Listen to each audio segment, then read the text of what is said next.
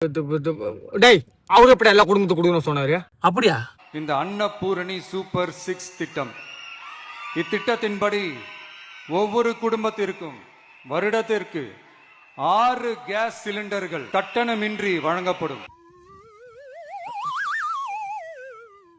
சிங்கம் நான் சொல்றேன், இது ஏழை எளிய மக்களுக்கான திட்டம்.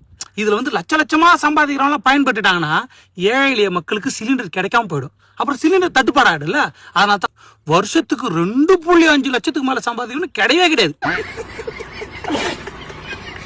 ஓ 2.5 லட்சம் கரெக்ட் தான். பணக்காரங்களுக்கு இது கிடைக்க கூடாது, ஏழைங்களுக்கு தான் கிடைக்கணும். அண்ணன் கரெக்டா தான்டா பண்ணிருக்காரு. ஆமா, உங்க அப்பா எவ்வளவு சம்பாதிக்கிறாரு?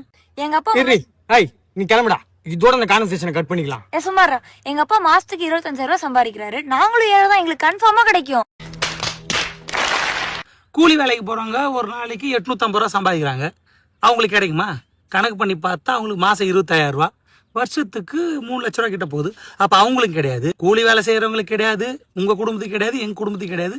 அப்ப யாருக்கு தான்? அதானே. டேய் இங்க எல்லாமே தப்பா இருக்குடா. ஏய் இனிமே சிலிண்டர் வேணும்னா வருஷத்துக்கு 2.5 லட்சத்துக்கு கீழே போய் சம்பாரிச்சிட்டு வாங்க.